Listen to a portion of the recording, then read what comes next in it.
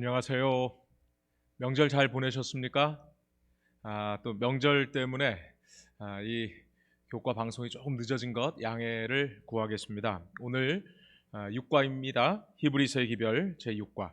지난주 요약입니다. 안식일의 주인이신 예수 그리스도께서 어디로 인도하든지 따라갈 때 참된 안식을 경험할 수 있습니다. 오늘 제6과 Jesus, the faithful priest. 예수, 신실하신 제사장. 여기 목차를 한번 좀 살펴보시면 우리 예수 그리스도에 대해서 약속된 하나님의 아들, 또 our faithful brother, 우리 형제, 신실하신 형제, 그리고 지난주에는 쉼을 주시는 분. 오늘 이제 우리가 제사장에 대해서 배울 것입니다. 그런데 예수님을 또 하나님의 아들로, 또 우리의 형제로, 또 쉼을 주시는 분으로 이렇게 설명하는 것이 그 당시 교인들에게 참 아주 쉽게 받아들일 수 있는 그런 내용이 아니었어요. 그런데 예수님을 제사장으로 받아들인다는 것은 더더욱이나 어려웠던 것이죠. 그래서 오늘 주제 성경절은 이러한 대제사장은 우리에게 합당하니 거룩하고 악이 없고 더러움이 없고 죄인에게서 떠나 계시고 하늘보다 높이 되시니라 라고 설명하면서 이런 대제사장이 우리에게 정말 중요하다 이렇게 말하고 있는 것입니다. 왜냐하면 그 당시에 예수 그리스도의 부활을 목격한 사람들이 점점 나이가 들고 믿음이 점점 약해질 때에 이 책의 저자가 강하게 말합니다. 이런 대제사장이 우리에게 합당하니 For such a high priest was fitting for us, who is holy, harmless, 거룩하고, harm이라는 것은 악이 없다라고도 되지만은 해가 없다 이렇게 영어 성경 표현해요. Undefiled, 더러움이 없고, separate from sinners, and has become higher than the heavens. 하늘보다 더 높이 되신 분이 바로 우리 대제사장이다. 그럼 이것을 아주 간략하게 이렇게 설명하면 좋겠습니다. 예수 그리스도가 하나님의 아들로 선포된 것은 바로 다윗의 후손으로 오신 그 진짜 왕이다, 이런 뜻이고, 제사장은 레위 지파를 통해서만 왔지만은 예수님은 레위 지파의 후손이 아닌 하나님이 선택하신 대제사장이다. 그래서 예수님은 왕 같은 제사장으로서 합당하신 분이다. 이걸 설명하고 있는 거예요. 그러니까 다윗의 후손, 이스라엘의 혈통, 또 레위 지파, 이스라엘의 혈통을 뛰어넘는 하나님께서 아들로 삼으시고 또 하나님께서 직접 선택하신 제사장이다. 왕 같은 제사장이다. 이게 이 오늘 내용의 핵심이고 사실 히브리서의 가장 중요한 주제이기도 합니다. 히브리서 4장 14절은 이렇게 말하죠. 그러므로 우리에게 큰 대제사장이 계시니 승천하시니 곧 하나님의 아들 예수시라. 이 하나님의 아들이라는 것은 왕의 측면이고 대제사장이라고 하는 것은 우리를 위하여 중보하시는 역할을 하는 것이죠. 그래서 왕 같은 제사장이라고 하는 그 이미지에 딱 들어맞는 성경절입니다. 그리고 히브리서 8장 1절은 지금 우리가 하는 말의 요점을 아주 딱 히브리서 8장 1절이 말하고 있습니다. 이러한 대제사장입니다. 이러한 대제사장은 왕 같은 제사장이라고 여러분이 이해하시면 아주 정확하게 히브리서를 이해하는 데 도움이 될 것입니다. 자, 오늘 본문 한번 보겠습니다. The gulf that existed between God and us was caused by sin. 이 걸프라는 게 뭘까요? 걸프. 여러분 걸프전 이런 얘기 들어보셨죠? 걸프전, The Gulf War. 이 걸프라고 하는 것은 그 만을 이야기합니다. 만. 이 만이라고 하는 것은 이 바다는 바다인데 이 육지와 육지 사이에 깊이 들어온 그것을 만이라고 합니다.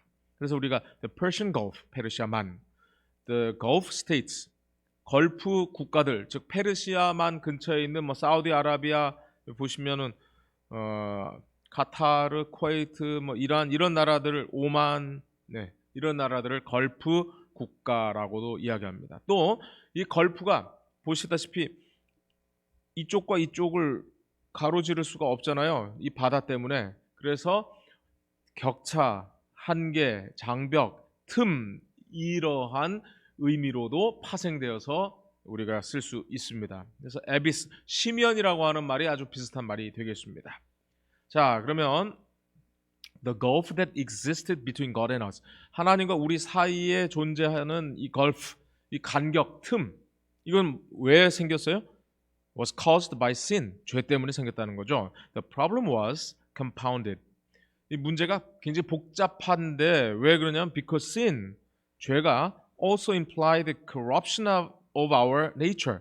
우리 본성의 타락을 지금 이게 imply라고 하는 말은 암시하다라는 뜻인데요. 죄가 들어왔다는 얘기는 결국 우리 본성도 뭐가 됐다는 거예요? 타락했다는 것을 뜻하기 때문이다. 이런 뜻이죠. God is holy and sin cannot exist in His presence. 그래서 하나님의 presence, 그 임재 안에 죄는 있을 수가 없는 것이죠. 우리 한글 번역은 공존할 수 없다라고 얘기했는데 좀 더 구체적으로 얘기하면 그분의 임재 안에는 죄가 존재할 수 없다. 이게 더 원어에 맞는 그 해석입니다. So our own corrupted nature, 우리의 그 부패한 본성은 separated us from God. 우리를 하나님으로부터 분리시켰다. Just as two 여기 이제 뭐 자석이 이렇게 같은 극이 이렇게 밀쳐내는 것처럼 이렇게 뭐 설명을 하고 있습니다. In addition, our corrupted nature made it impossible. 뭐가 불가능하게 됐어요? For human beings. 이게 주어의 역할을 합니다. 인간이 to obey God's law. 하나님의 율법을 순종하는 것을 불가능하게 만든 것이 뭐예요? 우리의 본성 때문이라는 것이죠. 그러니까 우리는 본질적으로 하나님의 율법을 순종할 수 없다라는 것이죠. 그것이 바로 이 걸프 때문에 그렇다. 여러분 여기 보시면은 여기가 페르시아만입니다. 여기서부터 아브라함이 이렇게 왔죠. 페르시아만. 이 사이를 우리 누가 간격을 메워주셨는가? 바로 예수 그리스도 대제사장이 해주셨다. 이것이 우리 내용입니다. implied 뜻 한번 볼까요? 함축하다, 포함하다, 의미하다, 암시하다 이런 뜻이 있습니다. 이 비슷한 말이 infer라는 말이 있는데요. 추론하다라는 말입니다. 이 추론이라고 하는 말은 자기가 가지고 있는 그 정보를 가지고 이 정보가 옳은지 틀린지 상관없이 자기가 가진 정보를 가지고 뭔가 추측해내는 것을 추론이라고 합니다. 그런데 imply라고 하는 말은 바로 뭔가를 뜻한다라고 하는 의미예요. 비슷한 것 같으나 조금 다른 의미가 있습니다. exist, 존재하다, 또 생존하다라는 말도 있고요. 어떨 때는 우리가 겨우겨우 버틴다 이런 뜻도 됩니다. coexist는 공존하다라는 뜻이고요. 자, sin also involves misunderstanding. 또 죄가 어떤 문제를 불러일으켰느냐면 오해를 불러일으킨 것이죠. 어떤 오해냐면 human beings lost sight of the love and mercy of God. 하나님의 사랑과 자비를 그 볼 수 있는 그 시각을 잃어버린 거예요.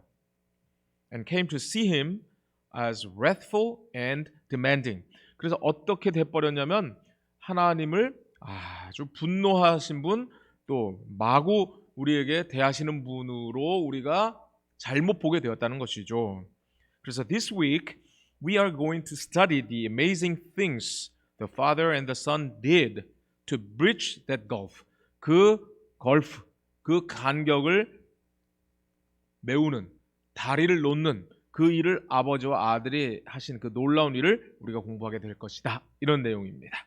여러분 성경에서 죄에 대한 정의가 참 많이 있죠. 근데 저는 죄의 결과를 나타내는 아주 가장 멋진 정의가 바로 이사야 59장 2절이라고 생각을 하는데요. 오직 너희 죄악이 너희와 너희 하나님 사이를 갈라놓았고. 여러분 죄가 무엇인지 우리가 다 알지는 못합니다. 그러나 분명한 것은 죄가 하나님과 우리 사이를 멀어지게 만든 것은 틀림없습니다. 그래서 생명이신 분과 우리가 멀어졌기 때문에 그 결과로 생명에서 떨어졌으니까 생명에서 점점 멀어져서 생로병사를 겪고 결국은 죽는 것이죠. 죄가 그렇게 무서운 것입니다. 그래서 이 내비게이터라고 하는 그 선교 단체가 이렇게 설명을 했어요. The bridge to life. 생명으로 이끄는 다리. 그래서 죄인들이 하나님과 사이가 벌어졌는데 그 사이를 누가 메꾸신 거예요? 예수 그리스도께서 십자가의 희생을 통해서 메꾸셨다. 아주 정말 아주 좋은 그러한 그 일러스트라고 생각을 합니다. 자, 이런 내용을 가지고 이제 일요일 소지부터 한번 같이 보겠습니다. 자, a priest on behalf of human beings. 인간을 대표하는 제사장. 여러분, behalf 때문에 좀 머리가 아프지 않나요? 이 behalf가 on behalf of someone, 또 in behalf of someone 이게 있는데, 여러분 이걸 외우기가 제가 몇 번 말씀드렸습니다만 쉽게 이렇게 설명하면 되겠어요. 여러분 in order to라는 말 아시죠? 뭐뭐 하기 위하여. 그래서 in behalf of someone을 할 때 꼭 요걸 기억해 두세요. in order to help someone. 누군가를 돕기 위하여. 그래서 in behalf라고 하는 in이 들어가면 누군가를 돕는다라는 뜻이고요. on behalf of someone이라는 것은 as a representative, 누군가를 대신하고 대표한다라고 하는 의미로 on behalf를 쓰는데, 미국 사람들조차도 이 두 가지 그냥 구분하지 않고 쓰는 경우 참 많이 있습니다. 근데 on이라고 하는 것이 전치사가 딱 붙는다는 뜻이거든요. 그래서 내가 밀착 경호한다, 아니면 그 누군가를 딱 붙어갖고 내가 대신해서 대표해서 한다, 이렇게 on의 전치사를 의미를 좀 두시고 in behalf of를 외울 때는 in order to help라고 외우시면 뭐 조금 더 외우는데 도움이 되지 않을까 싶습니다. 자, 그렇다면 히브리서 5장에 이 대제사장을 한번 우리가 좀 비교해 볼 필요가 있는데요. 인간 대제사장은 누가 불렀나요? 물론 하나님이 부르시죠. 근데 예수 대제사장은 하나님 아버지께서 친히 부르십니다. 인간 대제사장은 물론 아론을 하나님께서 부르셨습니다만 그 이후로는 아론의 반차를 따라 세습됩니다. 반차라는 건 뭐냐면 계열, 아니면 집안, 또 지파, 이렇게 이해하시면 되겠는데요. 예수 그리스도는요, 멜기세덱의 반차를 따랐다는 거예요. 예수님은 유다 지파인데 레위 지파가 아니잖아요. 그런데 왜 제사장이 될 수 있었냐면 하나님이 부르셨고 멜기세덱처럼 하나님이 부르셨기 때문이다, 이렇게 설명하고 있는 겁니다. 그러면 어떤 조건이 있는가? 사람 가운데서 택한 자라야 제사장이 될 수 있었어요. 그리고 예수님도 마찬가지로 육체에 계실 때 우리를 위한 대제사장이 되셨다라는 얘기는 바로 하나님이 우리를 위하여 우리와 같이 동등된 입장에서 육체를 입으신 성육신 하셨다, 이렇게 이해하면 되겠습니다. 그럼 그분은, 그 인간 대제사장은 그 품성이 어떤가? 사람의 연약을 용납할 수 있었습니다. 왜냐하면 그 자신도 연약했기 때문에. 예수님은 어떠신가요? 우리의 고통을 아시죠. 그리고 우리를 체휼하지 아니하시는 분이 아니다, 되게 복잡합니다만 우리를 긍휼히 여기시는 분이다. 그 다음에 사명은 어떤 사명인가요? 어린 양을 제물로 바칩니다. 제사를 통해서 제물로 바칩니다. 그런데 예수 대제사장은 제물이 따로 없어요. 자신이 제물이 됐어요. 그래서 하나님의 어린 양이 되셔서, 유월절 어린 양이 되셔서 그분이 친히 스스로 자신을 버리고 제물이 되신 것입니다. 가장 큰 차이는 제사장 역시 죄인이기 때문에 자기의 죄를 사하는 제물을 바쳐야 합니다. 그러나 예수님은 자신을 위하여 죄인이 아니기 때문에 자신을 위하여 제물을 바칠 필요가 전혀 없으셨죠. 그것이 가장 큰 차이가 되겠습니다. 이렇게 도표로 이렇게 정리하는 건 참 도움이 많이 됩니다. 성경을 아주 한눈에 이해하기에 아주 좋기 때문에 그렇습니다. 근데 억지로 도표를 만들다 보면 자기도 모르게 막 끼워 맞추려고 하는 그런 유혹에 빠질 때가 있습니다. 그래서 성경 연구하는 사람들이 가장 회피해야 될 것이 무조건 어떤 틀에다가 끼워 맞추려고 하는 그런 노력, 이것을 우리가 지양해야 되겠습니다. 그래서 성경을 주석하는 것을 엑스제시스라고 하는데 그것은 성경으로부터 나온다는 거예요. 근데 내가 내 뜻을 성경으로 이렇게 집어넣는 걸 에이스제시스라고 하죠. 그래서 그런 걸 우리가 좀 조심할 필요가 있습니다. 그러나 지금 이것은 제가 억지로 만든 거 아니고요, 책 성경을 정리, 요약한 것이라고 보시면 되겠습니다. Hebrews also says that Jesus learned obedience. 예수님이 뭐를 배우셨다는 거예요? 순종을 배웠다는 거예요. 여러분, 예수님에게 있어서 순종은 참 어떻다는 거예요? New to Jesus. 이게 new라고 하는 것이 새롭다라는 말도 되지만 생소하다라는 거죠. 왜냐하면 하늘의 왕이신 분이 그 밑에 다 순종하고 모두가 다 경배하고 엎드려 경배하는데 예수님이 어떻게 했다는 거예요? 순종하셨다? 이게 과연 무슨 뜻일까? 히브리서 5장 8절로 10절입니다. 그가 아들이시면서도 받으신 고난으로 순종함을 배워서 하나님의 아들이 사람의 아들 인자가 되어서 뭐를 배운 거예요? 고난으로 순종을 배워서 온전하게 되셨은즉 자기에게 순종하는 모든 자에게 영원한 구원이 되시고 하나님께 멜기세덱의 반차를 따른 대제사장이라 칭하심을 받으셨느니라. 여러분, 고난으로 순종함을 배웠다고 했는데 어떤 고난일까요? 당연히 십자가 고난이겠죠. 그는 육체에 계실 때에 자기를 죽음에서 능히 구원하실 이에게 심한 통곡과 눈물로 간구와 소원을 올렸고 그의 경건하심으로 말미암아 들으심을 얻었느니라. 이거 동일한 내용을 마가는 이렇게 설명하고 있습니다. 이르시되 아빠 아버지여. 이 아빠라고 하는 말은 그 당시에 유대인들이 생활 속에서 쓰던 통용되던 아람어인데요. 아람어 말 자체가 아빠입니다. 아빠. 그래서 우리나라 말 아빠랑 똑같죠. 네. 아빠 아버지여. 아버지께는 모든 것이 가능하오니. 모든 것이 가능하다고 하는 예수님의 고백, 히브리서에서 죽음에서 능히 구원하실 이 동일하죠. 이 잔을 내게서 옮기시옵소서. 그러나 나의 원대로 마시옵고 아버지의 원대로 하옵소서. 간구와 소원이 내 간구와 소원에서 시작했다가 하나님의 뜻을 받드는 아버지의 원대로 하옵소서라는 그 기도. 히브리서와 마가복음의 놀라운 일치를 우리가 볼 수 있습니다. 또 똑같은 것을 마태복음 27장 46절에서 심한 통곡과 눈물로 간구와 소원을 올렸다고 했는데 예수님께서 크게 소리 질렀어요. 그 마음에 어떤 마음이었어요? 엘리엘리 라마 사박다니. 이는 곧 나의 하나님 나의 하나님 어찌하여 나를 버리셨나이까. 죄의 무게에 짓눌려서 예수님께서 어찌하면 이것을 좀 회피하고 싶은 그런 솔직한 마음이 있었어요. 그것을 하나님 아버지께 기도드렸고 그리고 최종적으로는 내 뜻대로 마시옵고 아버지의 뜻대로 하옵소서라고 기도하시죠. 그것이 심한 통곡과 눈물인 것입니다. 심한 통곡과 눈물. 여러분, 엘렌 화이트는 이렇게 말하죠. 자아와의 싸움은 일찍이 싸워본 것 중 가장 위대한 싸움이다. 위대한 싸움이라고, 이게 그레이트 배틀이라는 자체가 여러분 우리가 날마다 느끼지 않나요? 자기와의 싸움, 자아를 내려놓는 것, 자아를 죽이는 것, 이게 너무나 어렵지 않나요? 그런데 산상보훈에서 이런 아주 중요한 말씀을 제가 보게 됐습니다. 그리스도인의 생애는 하나의 싸움이며 진군이다. 그러나 얻어야 할 승리는 인간의 힘으로 얻어지지 않는다. 인간의 힘으로 얻어지지 않는다는. 그래서 사람들이 많이 오해하는 게 자아와의 싸움, 자아와 싸워야 된다, 자아를 죽여야 된다. 여러분, 절대로 자기가 스스로 자아를 죽일 수 없다는 거예요.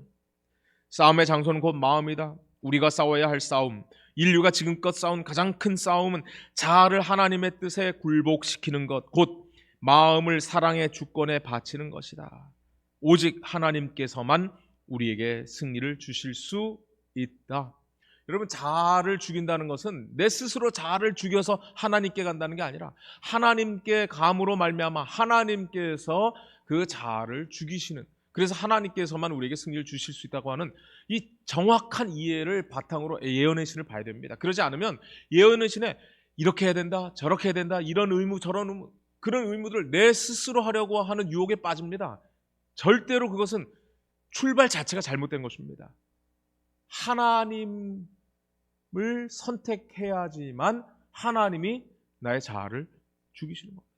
마찬가지였습니다. 예수님이 싸웠던 가장 큰 싸움은 바로 그것이었습니다. 자기를 드러내지 않고 자기의 힘을 사용하지 않고 하나님께 완전히 굴복함으로 예수님께서는 승리하셨어요. 여러분, 이것을 그의 경건하심으로 말미암아 들으심을 얻었다라고 성경이 표현했는데, 이 경건하심이라고 하는 말이 보십시오. 경외하는 마음, 경외심, 두려워하심, 경건한 복종, 영어로도 godly fear, truly worship, devout behavior, reverent submission. submission이 굴복이라는 뜻이거든요. 근데 제일 멋있는 번역이 쉬운 성경 같아요. 하나님께 맡기고 순종하심. 경건하심이라고 하는 말이 우리가 이렇게 거룩하게 성경책 끼고 천천히 걷고 하는 이런 걸 우리가 경건이라고 생각하기 쉬운데, 진짜 경건은 그게 아니에요. 진짜 경건은 뭐예요? 순종하는 거예요. 하나님께 굴복시키는 거예요. 그래서 히브리서 5장 7절은 그의 경건하심으로 말미암아 들으심을 얻었다. 히브리서 5장 8절로 9절은 고난으로 순종함을 배워서 온전하게 되었다. 이런 맥락에서 경건하심이라고 하는 말이 우리가 생각하는 어떤 거룩하고 경건하고 엄숙하고 이런 뜻에 우리가 감정적으로 치우쳐서 이해하기 쉬운데, 그게 아니라 순종이라고 하는 의미로 우리가 이것을 볼 수 있겠습니다. 하나님께 맡기고 순종하심, 이게 경건하심이라는 뜻이죠. 자, 그러면 이런 경건하심으로 순종이라, 이게 똑같은 의미라면 이걸 통해서 예수님은 온전하게 되셨다는 거예요. 그래서 우리를 위하여 영원한 구원의 근원이 되셨고 우리를 위하여 지금도 중보하시는 대제사장이 되셨다는 겁니다. 요약해 보겠습니다. 죽음에서 구원할 하나님께 예수님이 순종하셨어요. 그 순종으로 말미암아 영원한 구원의 근원이 되셨고 대제사장이 되어 지금도 우리를 도와주고 계시는 겁니다. 그럼 우리가 해야 될 일이 뭘까요? 그거 좀 이따 한번 더 같이 보겠습니다. 답이 나왔죠? 예수님처럼 우리도 순종하는 것이겠죠. 자, 여기서 보시면 what Hebrews means is that it was through sufferings that the reality of Jesus' brotherly love, 이런 내용들 중요합니다만 이것만 한번 볼게요. He was perfected in the sense that his sufferings qualified him to be our high priest. 그의 고난, 고통이 예수님을 대제사장의 자격을 갖추도록 했다는 겁니다. 그게 온전하게 됐다는 것이고, 이 고난이라고 하는 말은 바로 자기를 낮추고 하나님께 완전히 맡기는, 그래서 순종이 고난이라는 것이죠. 육체적인 십자가의 고통이 고난이 아니고 그거를 넘어서서 나 자신을 완전히 하나님께서 죽이도록 내 자신을 하나님께 맡기는 일, 여러분 그것보다 더 고통스럽고 그것보다 더 큰 고난, 그것보다 더 큰 배틀, 그것보다 더 큰 싸움이 어디 있겠습니까? 예수님은 그 싸움에서 이기셨고 오늘 우리에게 그 싸움에서 승리할 수 있도록 길을 열어주셨습니다. 여러분 시대 소망에 아주 멋진 말이 있어요. 그리스도께서는 당신의 인성으로는 인성과 접촉하시고 당신의 신성으로는 하나님의 보좌를 굳게 붙드셨다. 그는 인자로서 우리에게 순종의 모본을 주시고 하나님의 아들로서 순종할 능력을 우리에게 주신다. 하나님의 아들로서 우리에게 뭘 하시는 거예요? 순종할 능력을 주신다. 구주께서는 우리 인성을 취하심으로 결단코 끊어지지 않을 줄로 자신을 인간에게 붙들어 매셨다. 오늘 우리를 붙들어 매신 그분께서는 순종할 능력도 주신다는 것입니다. 자, 이게 일요일 소재 내용입니다. 월요일로 넘어갑니다. According to the order of Melchizedek, 멜기세덱의 반차를 따라. 이 반차라는 말을 이제 영어에는 오더라고 했어요. 그 계열을 아니면 그 지파를 아니면 그 혈통을 이런 내용으로 이해하시면 되겠습니다. 반차를 따랐다라는 것은 멜기세덱의 후손을 따랐다는 거예요. 그러니까 보통 제사장들은 레위 지파의 후손이라 해야 돼요. 그 피를 물려받아야 돼요. 근데 예수님은 사람의 피를 물려받지 않고 멜기세덱의 반차를 따랐다. 자, 그렇다면 예수는 누구인가?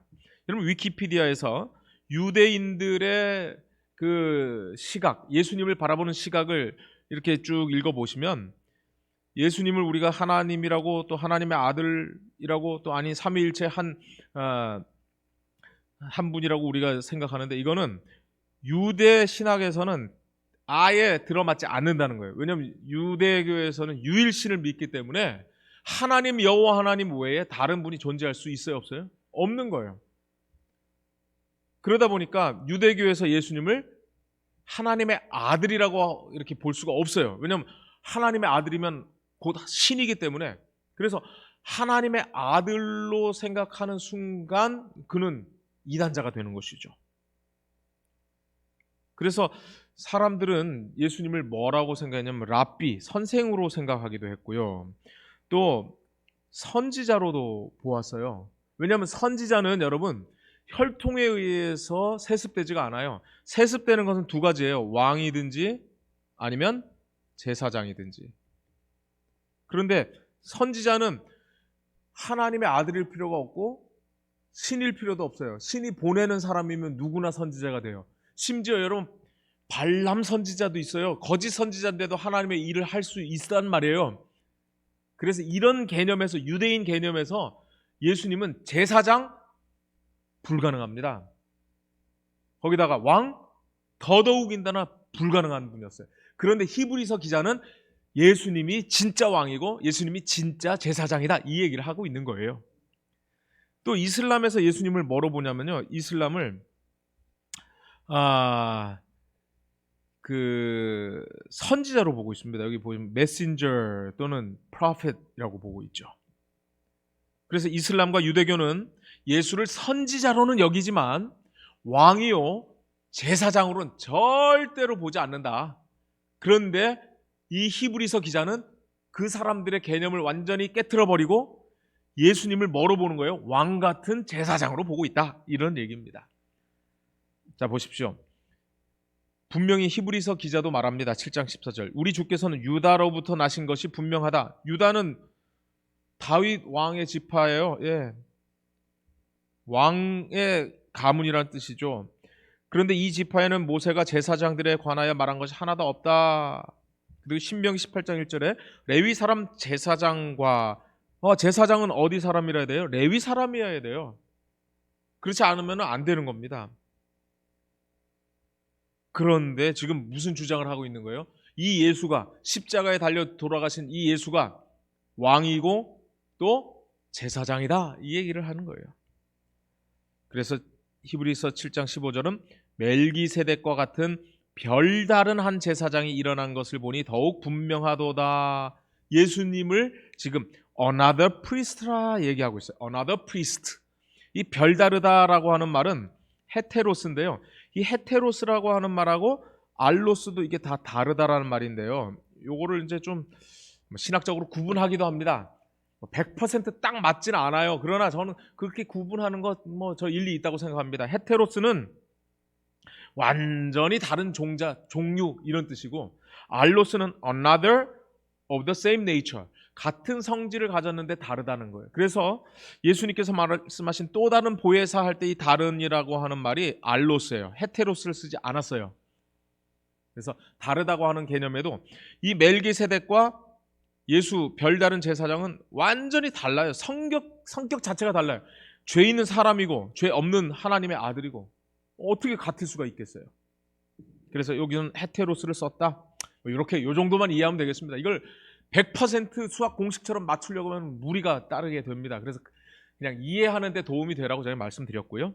멜키세덱 was both a king and a priest. 왕이고 또 뭐였다? 제사장이었다. 여러분 여기 좀 보셔요. 어가 들어갔다는 말은요, 지위가 아니라 그냥 왕이다, 또 제사장이다, 이렇게 이야기하는 거예요. 근데 이 관사가 빠지면은요, 지위를 얘기합니다. 그래서 그는 대통령에 당선되었다 할 때는 president라고 안 해요. the president라고 안 해요. 그냥 elected president 이렇게 얘기합니다. 그거는 그가 그런 지위가 되었다라는 것을 얘기하거든요. He also was superior to Abraham. 아브라함보다 훨씬 더 우수하다, 더 높다, 이런 거예요. 왜냐하면 11금, tithe, 11금을 드렸기 때문에. Likewise, Jesus is king. 여기는 예수님에게는 어자 안 썼죠? 더자를 써도 되긴 해요. 왜냐하면 유일하신 왕이라는 의미에서 그 정관사 더를 써도 되긴 하지만 여기 더가 없다는 얘기는 뭐예요? 예수님의 지위를 강조하고 있다, 이렇게 이해하시면 되겠습니다.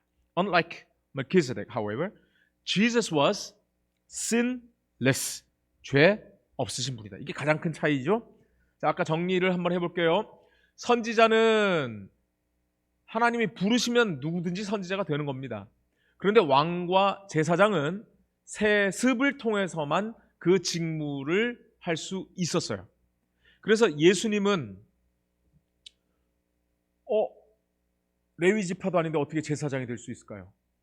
이것이 바로 멜기세덱을 하나님이 부르신 것처럼 하나님은 예수를 대제사장으로 부르셨다라고 하는 이 히브리서의 논증이 되겠습니다. superior, 보다 우수한, 우세한, 우월한, 또 명사로 상관, 상급자, 선배, 윗사람이라는 뜻도 됩니다. 반대만 inferior가 되겠습니다.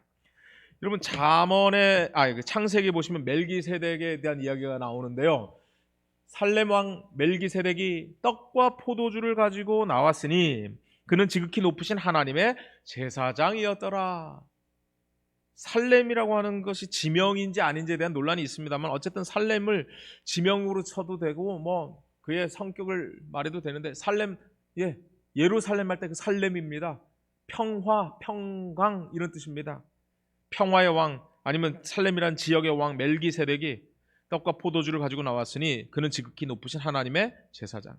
그러니까 멜기세덱의 특징이 뭐냐면 유대인들이 전혀 같지 않은, 유대인들은 왕은 왕이었고 제사장은 따로였고 완전히 둘이 합쳐지지 않았잖아요. 그런데 멜기세덱은 살렘의 왕이었으며 또 하나님의 제사장이었다라는 것이죠.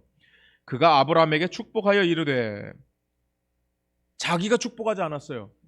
대부분의 이방 나라의 왕은 제사장 겸직했습니다.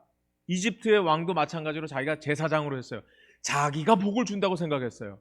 그런데 멜기세덱은 자기가 복을 주지 않고 아브라함에게 축복하였어요. 여러분 이 축복이라는 말이 참 이거 한번 짚고 넘어가면 좋겠는데요. 복을 빌어준다가 축복이에요. 복을 빌어준다. 근데 우리는 이 축복을 그냥 복이라고 하는 의미로 많이 생각하죠. 축복 그렇게 많이 쓰는데 사실은 그렇게 쓰면 안 됩니다. 그러나 지금 워낙 많은 사람들이 축복 그래서 그렇게 쓰니까 뭐 그렇게 통용해도 문제는 아닙니다만은 그 정확한 그것은 좀 우리가 알고 넘어갈 필요가 있습니다. 선지의 주제시여 지극히 높으신 하나님이여 아브라함에게 복을 주옵소서. 그래서 축복하는 일을 했어요. 복을 빌어주는 일을 했다는 얘기예요. 자, 이걸 정리해 보겠습니다. 멜기세덱은 왕이자 제사장이었습니다. 그는 떡과 포도주를 주었어요. 이건 자기가 준 겁니다. 무슨 생각 나셔요? 예수님께서 자기의 살과 피를 주신 그런 모습이 여기서 보이지 않나요? 그런데 자기가 복을 주지 않고 하나님께 복을 빌죠. 맞습니다. 너희 대적을 내 손에 붙이신 지극히 높으신 하나님을 찬송할지로다 하매 아브라함이 그 얻은 것에서 10분의 1을 멜기세덱에게 주었더라. 아브라함은 바로 이 하나님께 복을 빌어주는 제사장 멜기세덱의 그 복을 깨닫고 나서 11조를 드렸어요. 자, 한번 정리해 보겠습니다. 자, 신부는 왕이자 제사장입니다. 예수님 마찬가지로 왕 같은 제사장이죠. 특징은요, 하나님의 아들을 방불케 했다, 하나님의 아들을 닮았다 그랬는데 예수 그리스도는 하나님의 아들로서 즉위하셨어요. 떡과 포도주를 주었죠. 예수님 자신의 살과 피를 주셨습니다. 어떤 사역을 했나요? 하나님께 복을 빌어주는 일을 했죠. 예수님은 지금 하늘 보좌 앞에서 우리를 위하여 중보하십니다. 복을 빌어주는 일이 똑같은 일이죠. 그런데 이 멜기세덱은 아브라함보다 더 높은 위치에서 11조를 받았어요. 예수 그리스도는 뭘 받을까요? 무엇을 받으셔야 할까요? 히브리서 5장 9절입니다. 온전하게 되셨은즉 자기에게 순종하는 모든 자에게 영원한 구원의 근원이 되시고, 여기 보니까 예수님께 순종해야지만 우리가 영원한 그 구원의 근원이신 예수님으로부터 진짜 복을 받게 되는 겁니다. 그래서 제가 정리해 본 결과 11조를 바치는 아브라함처럼 우리는 예수님 앞에 순종을 해야 하는 것이 우리의 해야 될 아주 중요한 사명인 것을 깨닫게 되었습니다. 자, 여기 보십시오. 우리 잘 아시죠? 순종이 제사보다 낫고 순종이 제사보다 낫고.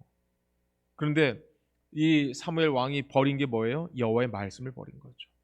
그렇습니다. 오늘 우리가 순종하기 위해서 우리 하나님의 말씀을 더 가까이 해야 됩니다. 그리고 그 말씀을 듣기만 하지 않고 야고보가 계속 강조하는 것처럼 그 말씀대로 행해야 하는 것입니다. 그리고 말씀대로 행할 힘이 없기 때문에 늘 성령을 간구하는 삶을 살아야 합니다. 그럼 가이사랴 빌립보라고 하는 곳이 있습니다. 가이사랴 빌립보. 이 가이사랴 빌립보가 이런 절벽 위에 그 바위에 이런 신전을 이렇게 모셔두고 있는데요. 여러분, 이것은 그냥 상상한 그림입니다. 저기는 화려한 곳이었습니다. 로마 황제를 기리기 위해서 빌립보라고 하는 가이사랴 지방에 그 빌립보 황제 이름을 붙였습니다. 거기서 예수님은 물어봅니다. 제자들에게 너희들은 나를 누구라고 하느냐?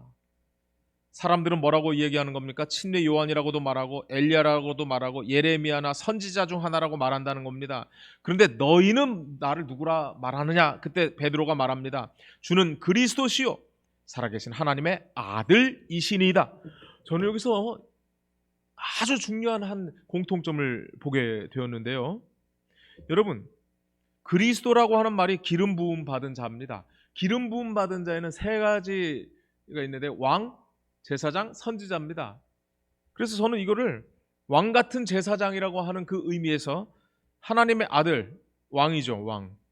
기름 부음 받은 자, 제사장. 베드로가 예수님의 사역을 정확하게 이해하고 있었던 것입니다. 왕 같은 제사장으로 말이죠. 그래서 이렇게 정리해 볼까요? 왕 같은 제사장 예수님께 우리가 드려야 될 것이 무엇인가요? 11조 당연히 드려야 되겠죠. 그런데 11조를 포함한 우리는 사실 순종을 드려야 되는 겁니다. 내 자신, 죄된 자아를 주님께 드려야 되는 겁니다. 그러면 우리 주님께서 우리 안에 새로운 역사를, 착한 일을 시작하시는 것이죠. 그리고 그 착한 일을 그리스도 예수의 날까지 이루시는 것이죠. 자, 그럼 멜기세덱의 역할이 무엇인가? 참 중요한데요. 지극히 높으신 하나님의 제사장인 멜기세덱을 통하여 말씀하신 것은 누구였다? 그리스도였다. 멜기세덱은 그리스도가 아니었으며 세상에 있는 하나님의 음성이었고 하늘 아버지의 대리자였다. 그리스도께서는 과거 모든 세대를 통하여 말씀하셨다. 그리스도께서는 당신의 백성을 인도하셨고 세상의 빛이 되어 오셨다. 그러므로 멜기세덱이 있었다는 얘기는 예수님이 오시기 전에 복음을 전파하는 사람들이 있었다는 거예요. 유대인이 아니었는데도 불구하고 멜기세덱이 복음을 전파하는 그리스도의 음성, 그리스도의 소리, 광야에 외치는 소리로 있었다는 거예요. 자, 그러면 여러분, 지금 이 시간에 복음이 들어가지 않은 그곳의 사람들은 어떻게 구원을 얻을 수 있을까요? 여러분, 그 아르헨티나와 브라질 이쪽 그 국경에 로라이마라고 하는 그 산맥이 있는데요.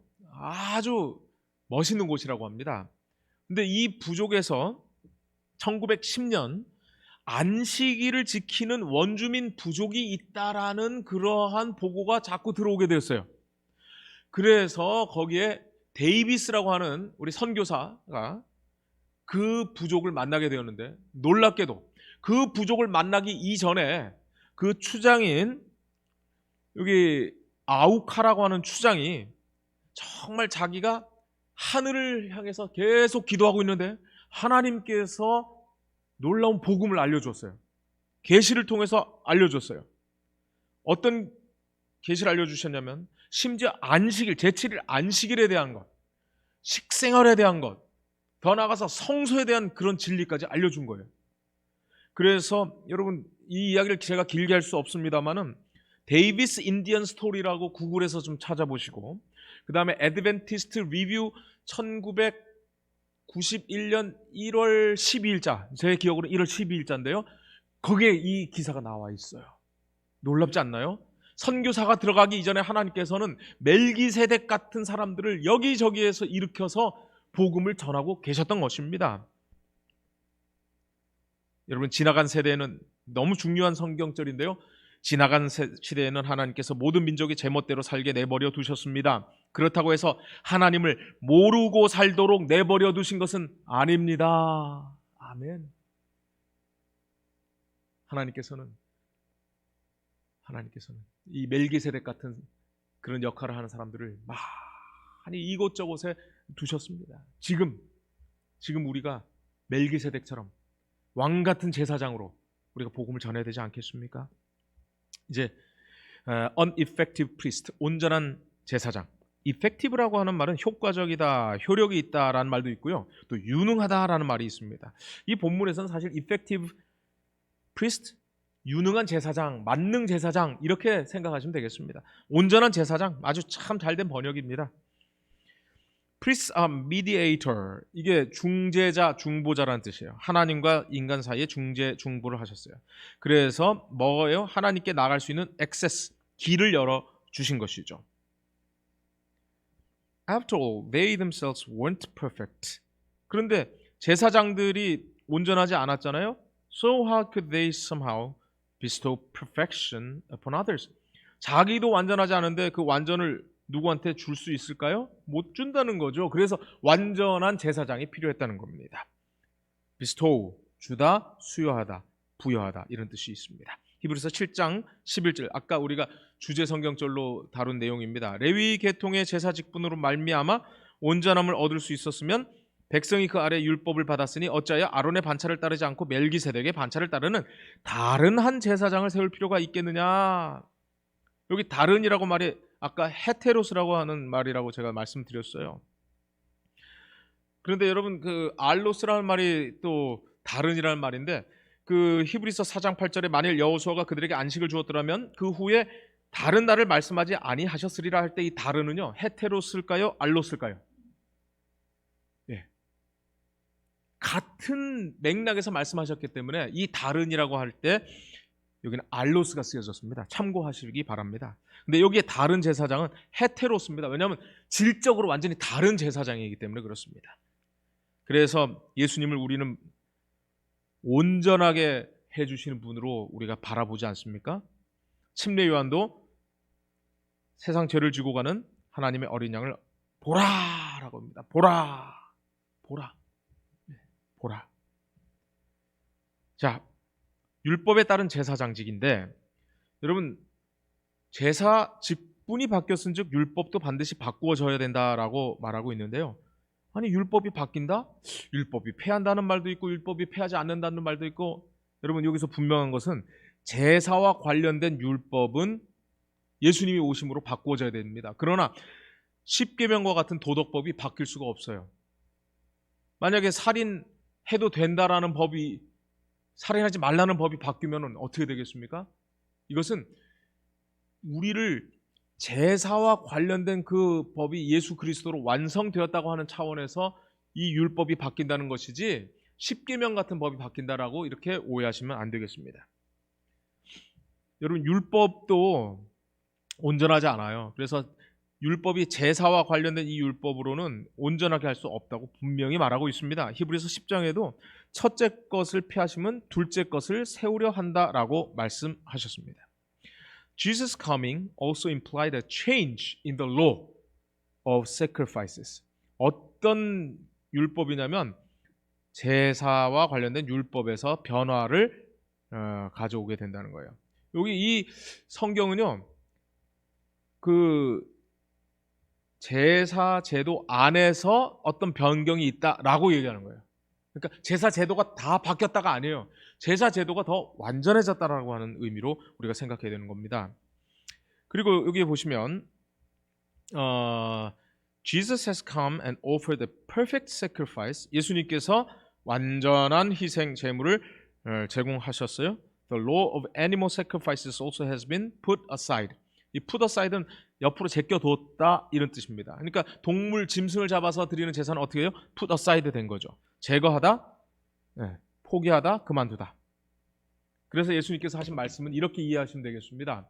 내가 율법이나 선지자를 폐하러 온 줄로 생각지 말라. 폐하러 온 것이 아니요. 제사 제도를 비롯해서 이런 모든 것들이 예수님 안에서 완성되었고 그 다음에 십계명을 지키는 것, 단순히 살인하지 말라가 아니라 형제를 마음으로부터 사랑해야 한다고 하는 의미에서 더 완전한 법을 우리에게 주신다. 그래서 이렇게 정리해봤습니다. 율법을 폐하지 않으시고 완전하게 하시는 예수님. 율법을 폐하지 아니하시고 완전하게 하시는 예수님. 자, 수요일입니다. An eternal priest. 여기 모음이니까 어가 on이 됩니다. An eternal priest. 영원한 제사장. 자, 여기 보시면 그는 육신에 속한 한 계명의 법을 따르지 아니하고, 이거는 육신의 제사장들이 따르는 일이었어요. 오직 불멸의 생명의 능력을 따라 되었으니 증언하기를 내가 영원히 멜기세덱의 반차를 따르는 제사장이라 하였도다. 예수는 영원히 계심으로 그 제사장 직분도 갈리지 아니하느니라. 이 멜기세덱은 아버지가 누군지 어머니가 누군지 모른다는 거예요. 그 얘기는 아버지 어머니가 없었다는 얘기가 아니라 아버지가 누군지 어머니가 누군지 그거에 대한 기록이 남아있지도 않고 그게 중요하지도 않다는 거예요. 왜냐하면 하나님이 부르셨으니까. 그처럼 예수님도 육신으로 다윗의 혈통으로 왔지만 그분은 레위 혈통보다 더 뛰어난 하나님이 부르신 제사장이 되었다. 이런 의미입니다. 그러므로 예수는 영원히 계심으로 제사장 직분이 갈리지 않는다. 이 갈리지 않는다는 말은 패하지 않는다 이런 의미입니다. 여러분 엔도슈 사쿠라는 일본 작가가 있습니다. 그리스도의 탄생이라고 하는 그런 소설을 썼는데요. 이 전제가 뭐냐면 인간 예수가 죽고 이제는 하나님께서 기름 부은 메시아로서 그리스도가 출발한다. 이런 의미로 제가 대학생 때 읽었는데 참 감동적이었습니다. 바로 히브리서도 지금 그걸 얘기하고 있는 겁니다. 예수님께서 인자로서 돌아가셨어요. 십자가의 희생과 고난을 통해서 돌아가셨어요. 그런데 이제 그리스도로서 기름 부음 받은 자로서 어떤 역할을 하시는 거예요? 왕의 역할을 하십니다. 왕도 기름 부음 받잖아요. 또 어떤 역할을 하나요? 우리를 위하여 제사장 일을 하십니다. 제사장도 기름 부음을 받잖아요. 그러므로 자기를 힘입어 하나님께 나아가는 자들을 온전히 구원하실 수 있으니 그 이유는 뭐예요? 그가 항상 살아계셔서 그들을 위하여 간구하시기 때문이라는 거죠. 네. 여러분 나를 도와준 엄마 아빠도 언젠가는 죽을 수밖에 없지요. 나에게 정말 영적으로 도움을 준 목사님도 언젠가 죽을 수밖에 없죠. 그러나 예수님은 항상 살아 계시는 분입니다. 죽으셨다가 다시 살아나신 그 예수 제사장, 그 예수 왕, 그분은 지금 오늘도 우리를 위하여 간구하고 계십니다. Jesus received the priesthood on the basis of an indestructible life. 파괴될 수 없는 생명이라는 조건을 가지고 제사장직을 받으셨어요. 또 어떤 거예요? He holds an eternal ministry. 그리고 그분에게는 영원한 사역이 이제 주어진 거예요. 누구를 위하여? 바로 우리를 위하여 간구하시는 그 일을 하는 거예요. 그래서 Jesus saves completely, 완전히 구원하시고 eternally, 영원히 구원하시고 to the utmost. utmost라고 하는 건 최대한, 극도의 가장 멀리 떨어진 것까지 utmost라고 하는데요. 뭐 내가 새벽 날개를 치며 바다 끝에 가서 거주할지라도 시편 139편 그 시에 그것도 영어로는 uttermost라고 이렇게 표현했습니다.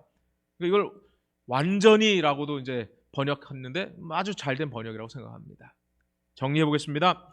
불멸의 생명, 불멸의 생명을 받으셨죠? 그리고 영원히 존재하십니다. 그래서 영원히 제사장직을 가지고 계시고 그 제사장 직분은 변하지 않는 직분이다. 그럼 새 언약의 보증은 어떻게 얻는가? Jesus is the surety of the new covenant. 새 언약의 보증이 되시는데 because God swore an oath. 이거는 맹세하다는겁니다. That Jesus would be a priest forever. 영원히 예수님이 제사장이 되시기 때문에 이것이 새 언약의 보증이 된다라는 것입니다. 여러분 하물며 영원하신 성령으로 말미암아 흠 없는 자기를 하나님께 드린 그리스도의 피가 어찌 너희 양심을 죽은 행실에서 깨끗하게 하고 살아계신 하나님을 섬기게 하지 못하겠느냐? 짐승의 피는 그렇게 하지 못했지만 예수 그리스도의 피는 그렇게 한다는 거예요. 그리고 영원히 살아계셔서 우리를 위하여 중보하시기 때문에 이와 같이 예수는 더 좋은 언약의 보증이 되셨다. 이것이 히브리서의 논증입니다. 사람은 영원히 도와주지 못하지만 예수님은 우리를 영원히 도와주신다. 여러분 어떤 장애를 가진 엄마가 그런 얘기를 하는 걸 제가 들었어요. 이 아이가 점점 커지면서 이 엄마에게 있어서 소원이 하나 있답니다. 참 안타까운 소원인데요. 내가 오래오래 살아서 이 아이보다 딱 하루만 더 오래 살고 죽었으면 좋겠다. 이렇게 이야기하는 걸 들은 적이 있어요. 왜냐하면 이 장애 아들을 엄마가 평생 돌보고 싶었기 때문에 그래요. 여러분, 예수님께서 영원한 제사장이라는 말이 그냥 시간적인 영원이 아니고 영원히 우리를 책임지시겠다고 하는 그런 약속입니다. 예수님은 우리보다 딱 하루 더 먼저 살기를 원하십니다. 그런데 우리를 영원히 살기를 원하시기 때문에 예수님도 영원히 살 수밖에 없어요. 아니, 영원히 사셔야만 합니다. 그래야 우리가 영원히 살 수 있는 것이죠. 자, 제사장 역할을 좀 이렇게 제가 정리해봤어요. 여러분, 로마 천주교는요, 그 제사장이 종교 의식을 집행합니다. 예수님은요, 은혜의 보좌에서 지금 중보하고 계시죠. 그리고 죄를 지으면요, 무조건 가서 죄 용서 구하면은 오케이, 오케이. 예전 같은 때는 이렇게 뭐만 내면 돼요? 면죄부, 돈만 내면 오케이, 다 되는 거예요. 반복하여 용서를 선포합니다. 근데 예수님은 그게 아니에요. 용서 받았으니 이제는 죄로 다시 돌아가지 말고 거룩한 삶을 살아라는 거예요. 새 생명으로 가라는 겁니다. 이게 가장 큰 차이 아닐까 싶어요. 또 그 통로가 누구예요? 마리아입니다. 근데 예수님은 또 다른 보혜사 성령님을 통해서 일하셔요. 그리고 그 근거가 성례전이고요. 우리 기독교에 있어서는 새 언약이 근거가 됩니다. 그래서 이런 행함을 요구하고 기독교에서는 믿음을 요구하는 것이죠. 그럼 구원의 확신을 어떻게 얻을 수 있는가? 히브리서 7장 21절. 그들은 맹세 없이 제사장이 되었으되 오직 예수는 자기에게 말씀하신 이로 말미암아 맹세로 되신 것이라. 주께서 맹세하시고 뉘우치지 아니하시리니. 이게 좀 번역이 좀 이상하죠. 이 뉘우치다는 말은 메타멜로마인데 후회하다라는 말도 있지만 바꾸다라는 말도 있어요. 그러니까 맹세하시고 변경시키지 않는다는 거예요. 내가 영원히 제사장이라 예수님께 말씀하셨기 때문이라는 거예요. 아까 말씀드린 대로 주는 한결같으시고 변함이 없으신 분이에요. 한결같으신 분. 그래서 주의 종들의 자손은 항상 안전히 거주하는 겁니다. 예수님께서 영원한 제사장이기 때문에 우리가 구원의 확신을 가질 수 있다. 그분은 변하지 않는 분이다. 변덕스럽지 않다. 이 일 하다가 죽지 않는다. 이 일 하다가 좀 마음에 안 들면 때려치고 다른 데로 가서 도망가 버리는 분이 아니다. 그분은 영원한 분이다. 변하지 않으시는 하나님께서 대제사장을 임명하셨으니 우리가 이제 안심할 수 있다. 이런 논증인 것이죠. 자, 이제 마지막입니다. A sinless priest, 죄 없는 제사장. 여러분, 히브리서 7장 26절 한번 보세요. 이러한 대제사장은 우리에게 합당하니. 그분의 특징을 말합니다. 첫째, 거룩하고 악이 없고 더러움이 없고. 근데 이 말이 좀 어렵죠. 죄인에게서 떠나 계시고 하늘보다 높이 되신 이라. 당연하죠. 우주를 지으신 분이 하늘보다 당연히 더 높으시죠. 근데 죄인에게서 떠나 계시다, 이 말씀, 요걸 한번 이런 각도에서 우리가 좀 살펴볼 필요가 있는데요. 요한복음 16장 5절로 7절에 보시면 예수님께서 말씀하십니다. 예수님이 이제 너희를 떠나가야 되겠다 말씀하셨을 때 사람들이 마음에 근심이 가득했죠. 그러나 내가 너희에게 실상을 말하노니 내가 떠나가는 것이 너희에게 뭐다? 유익이다. 내가 떠나가지 않으면 보혜사가 너에게 오지 않는다는 거예요. 내가 가면 내가 그를 너에게 보내리니. 그러니까 죄인에게서 떠나 계시다는 얘기는 또 다른 말로 하면 누구를 주신다는 얘기예요? 성령님 보내신다는 얘기랑 똑같은 의미가 되는 것입니다. 보십시오. 내가 아버지께 또 다른 보혜사를 너에게 주신다고 했을 때 이 또 다른 보혜사라는 거 보니까 진짜 보혜사가 있다는 얘기죠. 요한 1서 2장 1절에 이 대언자가 한국말로는 대언자라고 번역이 되어 있었습니다만은 헬라어로는 파라클레토스, 똑같은 말입니다. 우리에게 보혜사가 있다는 거예요. 은혜로우신 예수 그리스도죠. 은혜를 우리에게 주시는 분이라는 말이죠. 그래서 내가 아버지께로부터 너에게 보낼 보혜사, 곧 아버지께로부터 나오시는 진리의 성령이 오실 때 누구에 대하여 증언하신다? 예수님을 증언하신다. 그래서 성령이 오지 않으면 우리가 예수님을 주로, 또 아까 베드로가 이야기한 것처럼 예수 그리스도를 주는 그리스도시요 살아계신 하나님의 아들이라고 왕같은 제사장이라는 것을 이해할 수 없는 것이죠. 그래서 보혜사는 모든 것을 가르치고 모든 것을 생각나게 하신다. 자, 정리해 봅니다. 예수님은 지금 하늘 보좌에서 우리를 위해 중보하고 계십니다. 성령님은 인간 마음에서 예수님을 증언하고 계십니다. 여러분, 그리스도는 야곱이 보았던 밑바닥은 지상에, 꼭대기는 하늘문 곧 영광의 문어구에 닿은 그 사다리 레더죠. 제이콥스 레더. 그러나 그리스도께서는 우리가 있는 곳에 찾아오신다. 예수께서 우리의 본성을 취하시고 승리하신 것은 우리로 당신의 본성을 취함으로 말미암아 승리할 수 있도록 하기 위함이었다. 이제 예수께서는 당신의 신성으로는 하늘의 보좌를 붙드시는 한편 당신의 인성으로는 우리를 붙드신다. 예수께서는 당신을 믿음으로 말미암아 하나님의 품성의 영광에 이르라고 우리에게 명하신다. 그렇습니다. 이 죄로 말미암아 벌어진 그 사이를 메꾸시는 것이 바로 예수 그리스도셨어요. 그분의 살과 피를 주시면서 마치 멜기세덱이 떡과 포도주를 아브라함에게 주었던 것처럼, 그리고 하나님께 축복을 구한 것처럼 우리 예수님 지금 하늘에서 우리를 위하여 중보하고 계시는 것입니다. 저는 이렇게 총정리해 보고 싶어요. 죄로 인해 멀어진 하나님과 우리 사이에 십자가 희생으로 다리를 놓으신 그리스도께서 죄를 정결케 하시는 보좌로 우리를 초청합니다. 우리의 믿음으로 순종합시다. 말씀을 마칩니다.